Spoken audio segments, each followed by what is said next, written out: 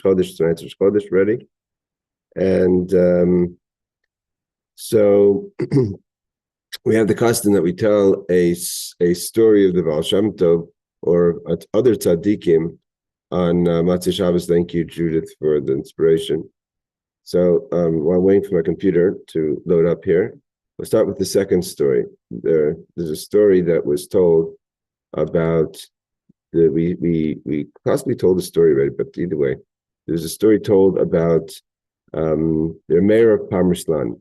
We learned about him. He was a big tzaddik, Hasidic Rebbe, and a tremendous Ruach HaKodesh. And so the mayor of Parmesan was known that people would come to him for advice. Hey, Rebecca Shvuto, people would come to Remeir Parmesan for advice from all walks of town, all types of people from all places. Even tzaddikim, even the righteous people would come to ask Remeir Parmesan for advice. So there was once a person who wanted to come to Eretz Yisrael. And coming to Eretz Yisrael, he decided to get the blessing. He was a tzaddik, and he was going to fly him and his whole family to Eretz Yisrael to take a boat. And he comes to Remeir Parmesan to ask him for a bracha, and bracha should be successful, and also try to figure out how he's going to actually make it practically work. So Remeir Parmesan says, "What's your plan? How are you going to afford to fly take a boat to Eretz Yisrael? It costs so much money, and there's no parnasa there. What are you planning to do that's going to help you to have parnasa?"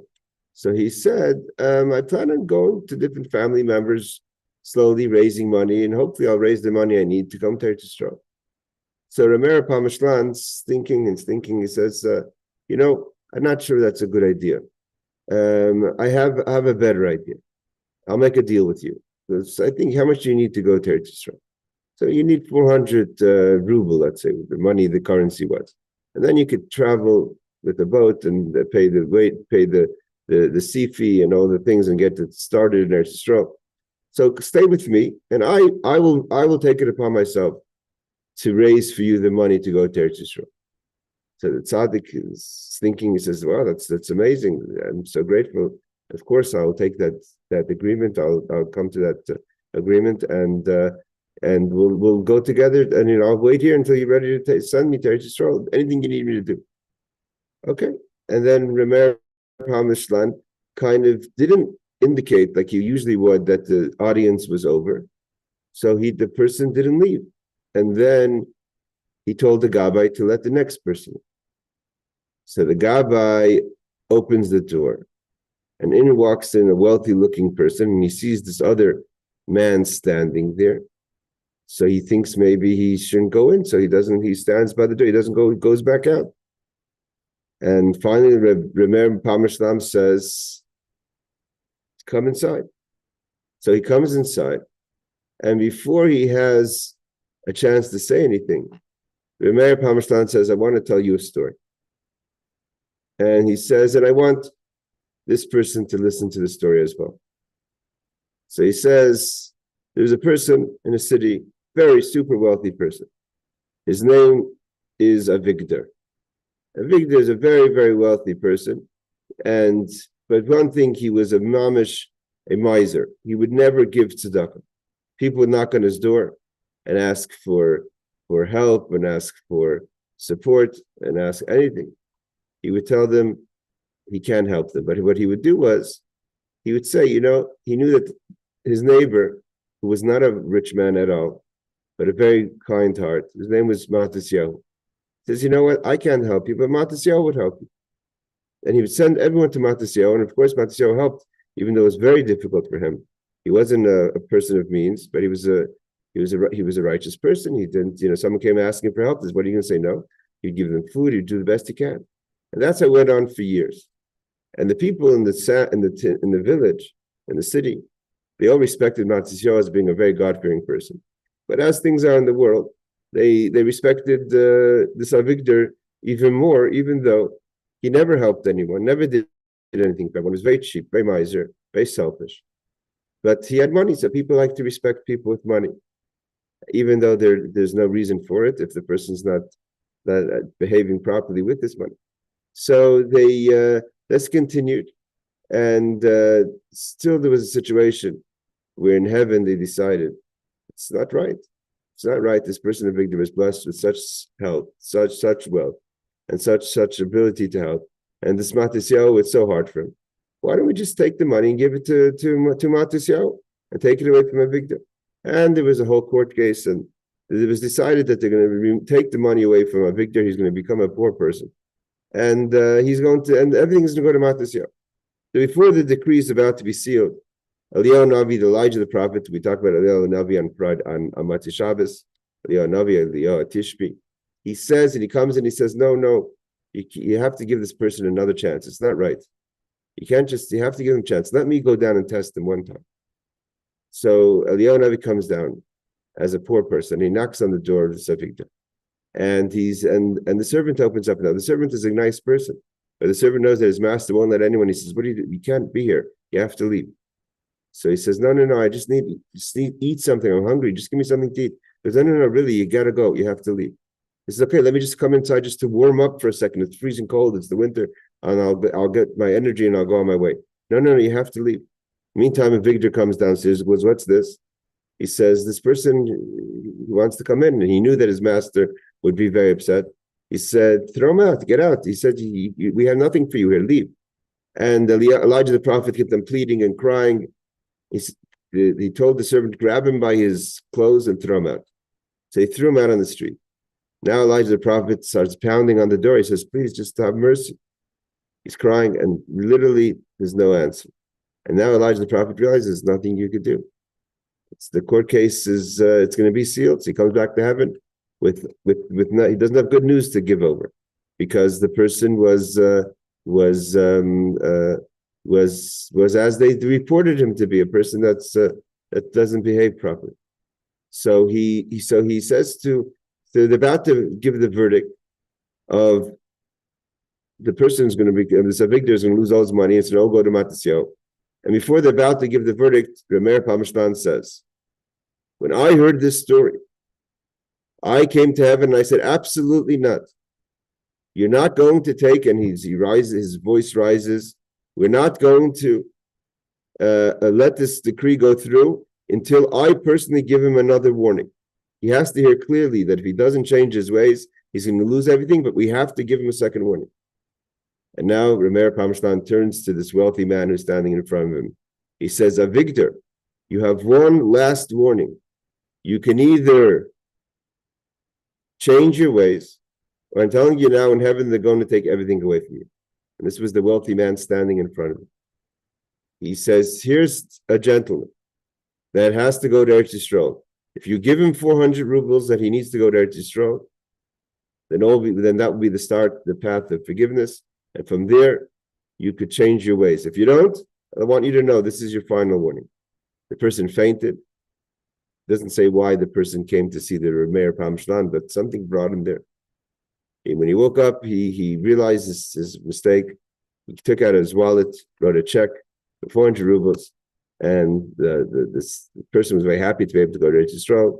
And of course, Avigdor went home and changed his ways, and he became the house that everyone knew that you could find the warm meal, support, tzedakah that you would need. Second quick story, which I heard the story in the name of the Orach Chaim Kodesh, but here Rabbi Tillis tells the story in the name of Rabbi Chaim Toledano, which was a Rav in Morocco, in Sale, Morocco. He was a Chacham in Sale, Morocco. He was the Chacham of Sale, and he was a very hospitable person. He always had guests. And at least he had a custom that no matter what, he always, every Yom Tov, he had to have, even though not always was it easy to have a guest, not always was their guest available, he always had to have at least one guest. And if he didn't have a guest, so he would send his servant, his attendant, his shamish, to go to the shuls where people may be passing through and find someone who doesn't have a meal for it to come to him for Yom Tov. So he comes one Shavuos. He waits to try to find guests. He doesn't find guests. So he sends his attendant, of course, to look around. And this mamash, he comes back this time, says, Rebbe, there's nothing, there's no guests.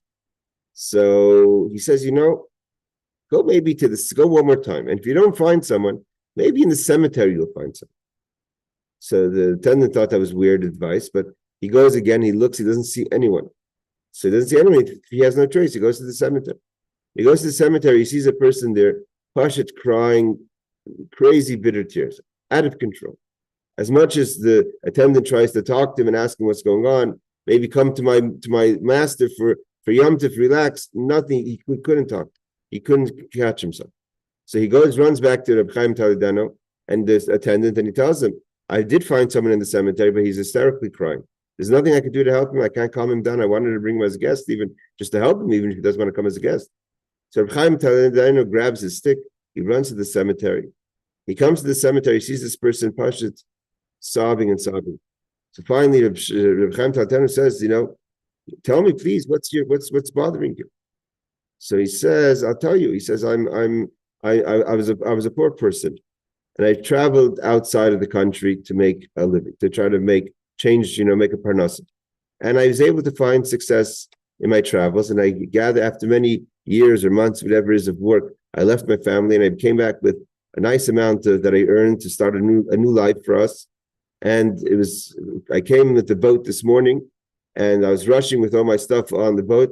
And as I crossed onto the dry land, I tripped and I dropped my suitcase that had all my money that I spent all this time to collect and start a new life for my family, my kids, my wife, and I have nothing. And I can't go home. I can't go home. It's just too horrible. I can't go back to my situation. I'm mamish. So Reb Chaim Toledano was thinking. He says, "Listen, I have an agreement for you. You come to me for Shabbos.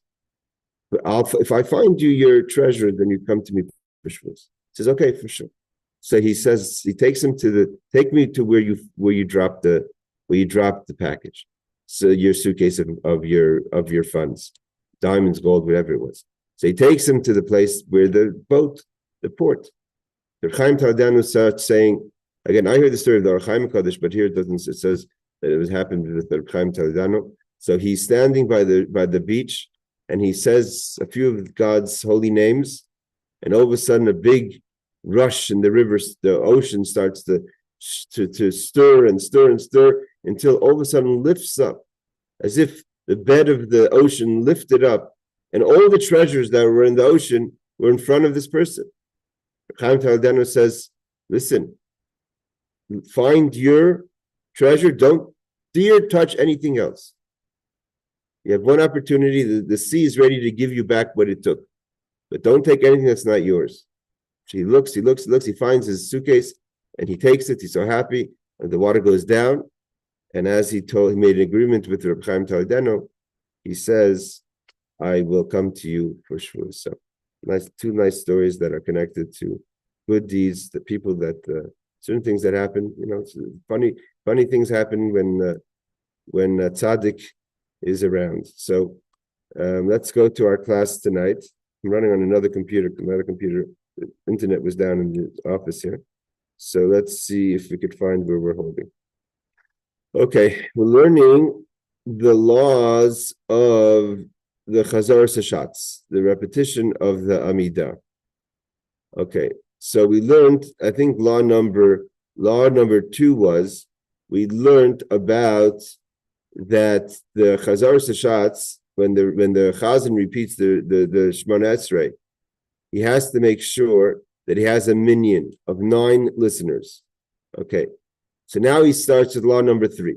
Hashliach tzibur tzarich lizoher kishu misayim bracha achas shlo lahascho bracha shniya.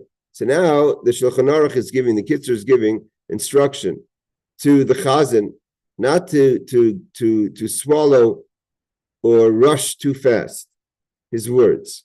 So when he finishes a blessing, he should not start the next blessing until the people had time to respond to his blessing and say Amen. He says Roiva Tzibur, means if some people are, again, we go after the congregation. If some people individually are slow responding, etc., he doesn't have to wait for every person to say Amen. Then that itself could become a challenge. But again, everything has to be done in a normal, average pace. Let's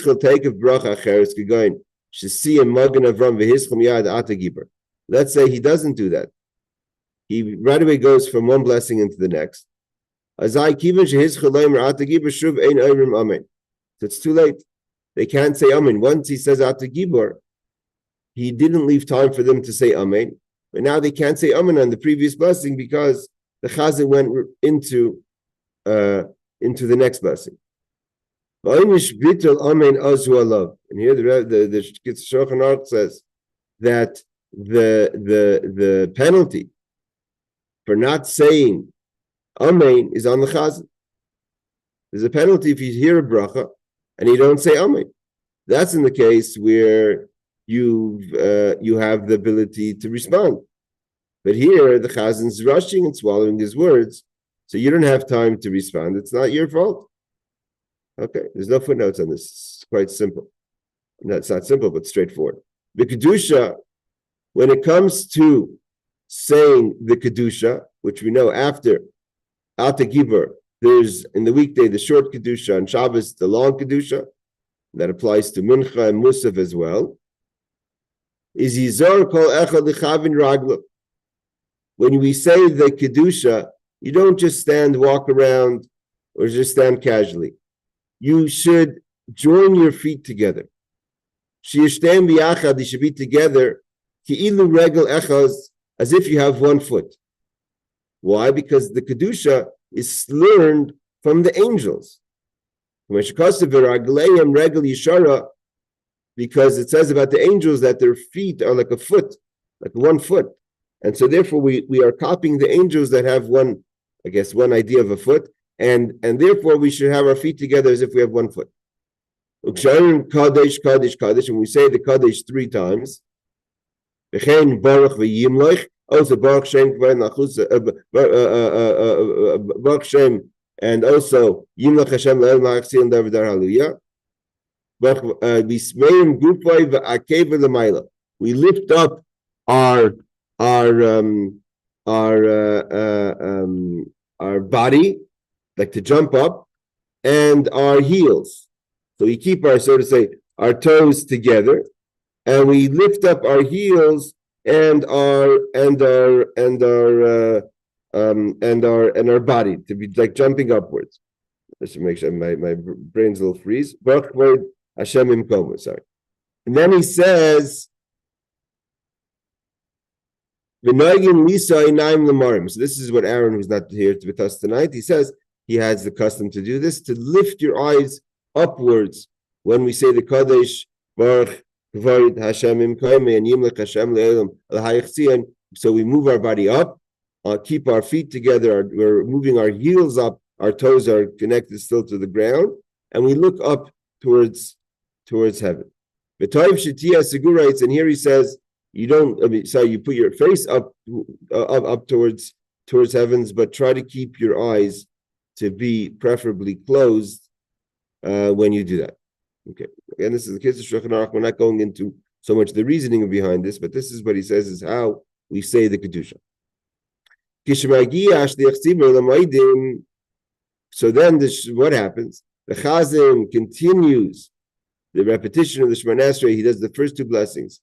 After the first 2 blessings is the Kedusha. When we do the Kedusha, we have our feet together and we move upwards our body by Kodesh, Baruch, and Yimlech.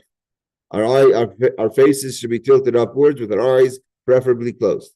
And the Chazzan continues with the Ata Kodesh and the remainder of the 18 brachos, and we answer Amen. And he says it in a nice pace so we can answer Amen. And like we said, we learned before, better to follow along with the Siddur. When the Shliach Tzibur, when the Chazzan reaches Moedim, which is again the general blessings, right? We have the blessing, the beginning blessings, the end blessings, the middle blessings change depending on what day it is. Today's Rosh Chodesh, so we're going to have a special davening for Musaf. The Mincha has, we have Shabbos, different Yom Tif coming up this week. We have different in between, but always the first and the last are the same, unless it's Rosh Hashanah where we have the additions. And in the middle, during the week, is the main blessings that we ask for things. So now that we finished asking our requests, we reach Modim. Mishtachvim kol hakahol, everyone bows with the Chazzan. Modim derabanan, we say the short Modim.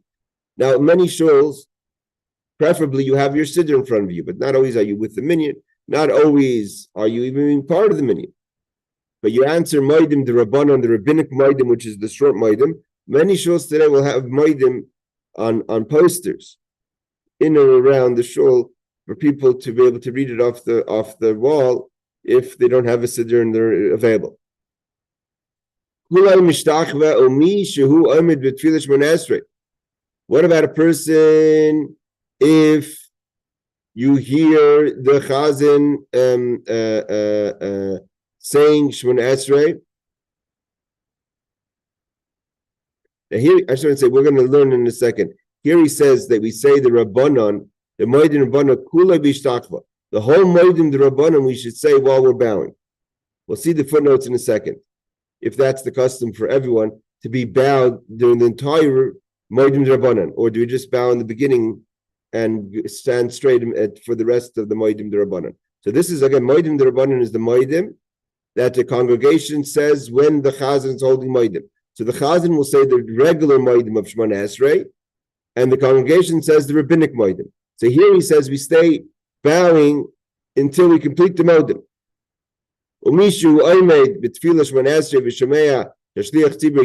What about a person, and that happens sometimes, you're davening a little behind, and you're still in the silent Shemoneh Esrei. The Chazzan waited for 10 men and started repetition, not everyone was holding with. So when he comes to, and you hear the Chazzan holding Moedim, what do? If you're in the middle of a blessing while this happens, that you hear the Chazzan holding Moedim, then you should also just bow. But if you're in the beginning of a blessing, or at the end of the blessing, which by bowing would be as if you're adding an additional bowing to the beginning and end of a blessing, you should not bow. Because as we learned before, there's only 4 bowings, which is the beginning and end of the first blessing, the beginning and end of the Moedim, and then the 5th time when you take 3 steps backwards.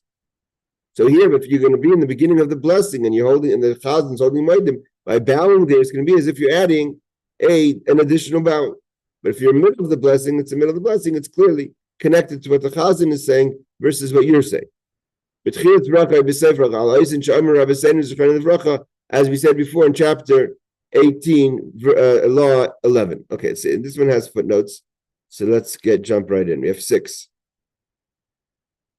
What is the Talmud? What is the Moedim D'Rabbanan? So I just actually should refresh with this. I just learned it in the Gemara Sota. The Talmud Sota teaches that during the time in which the Chazzan says Moedim aloud, it is propriety is for a person to add a short supplication. A number of the rabbis said a short prayer. Rav Papa concludes that the prayers are proper, and our version is a composite of all, and is therefore called Moedim D'Rabbanan, the Moedim of the rabbis. Meaning, it's not D'Rabbanan meaning rabbinic, but rabbis. Why is it rabbis? Because the Gemara Saita says that different rabbis would say what they would say when the Chazzan says Moedim. So one would say Moedim Nachlach, another one would say continuation of it, right? Shatu Hashem Elokeinu v'Kavitzeinu Heikol Basar Yitzreinu. The other one would say Yeritz Abrasius Rakas Vaydais. Each person in the Talmud said what they would say. So Rav Papa says we take everything they said and we combine it to one Moedim of the rabbis. Okay, when I say rabbis, we're coming to say it's the rabbis, and not rabbinic, so to say, as far as like a rabbinic law, but it's to put together the tefillah of the rabbis. Okay, so what does he say you should do? He says that you should bow the entire Moedim. So he says like this: some bow only at the beginning until before Adonai, and at the conclusion. So he says some people only bow at the beginning until we say Moedim Menachem Sha'atu Hu Hashem. When they say Hashem, they get up and then they bow again towards the conclusion. Okay, number 8, he says. What are we saying? If you are in the midst of the bracha, you should also bow. In other words, while you're continuing your own prayer, you don't say the Moedim, you just bow. If you're listening and you're middle of a blessing, not the beginning and end of a blessing, but in the beginning and end of the blessing, he says then you should not you shouldn't bow, because then it would be making an addition to the bowing that we have. Okay, we'll do one more law, and we'll complete the class. Before the Chazzan says the Sim Shalom. So you said the modem, you completed the modem. The next blessing is Sim Shalom, is a blessing for peace. Omer. Then the Chazzan says, and depending if you're in Eretz Yisrael or not, or if it's in the time of Chag, etc. We say Elokeinu v'Elokeinu v'Seinu Barcheinu, which is we say the priestly blessing. Now, in a place where there's no Kohanim or there's no Birchat Kohanim, so the Chazzan says Elokeinu v'Elokeinu v'Seinu, which is a blessing. Barcheinu, bless us with the blessing of the Kohanim. In Eretz Yisrael, most people have the custom that we do Birchas Kohanim in Shachris of every Shachris and Musaf, if it's like today Rosh Chodesh. If there's no Kohanim, then we say Elokeinu v'Elokeinu v'Seinu. During Yom Tov, everyone says that has the Birchas Kohanim. Again, this is not the custom for everyone. Some people have the custom when the Chazzan says Yivarechecha Hashem v'yishmerecha, you shouldn't answer Amen. You should say Ken Yehi Ratzin, so may it be God's will, and then do not say Amen. We'll see. Obviously, the footnotes are going to say that there's other customs like Chabad. We do say Amen. That after the second and third blessing of the Kohanim, they should say Ken Yehi Ratzon and not say the Amen. And again, we only say the Elokeinu v'Elokeinu v'Seinu in the morning or the Musaf davening, not in during a fast. Why not during a fast? Not during the afternoon prayer, because the Kohanim will never bless in the afternoon prayer. Why? Because the Kohanim are not allowed to bless after they've had alcohol, and because it's possible they had alcohol during lunch, so therefore we never do by mincha Elokeinu v'Elokeinu v'Seinu. What about on a fast day?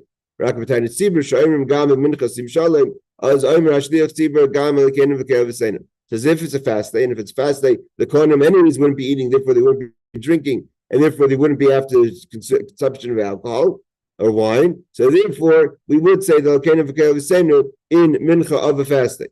Okay, this is again not always the custom. In Minig Yerushalayim is, because I've been in the house of an Avelis in Yerushalayim, the Minig Yerushalayim is that they do have priestly blessings in the house of a mourner, but traditionally the custom is not to have the priestly blessings in the house of a mourner. And also, like we're mourning on this 9th of Av, we also do not even add the Birchat Kohanim or the Chazzan's blessing of the Kohanim on the Tisha B'Av. Okay, let's see 10, 11, 12.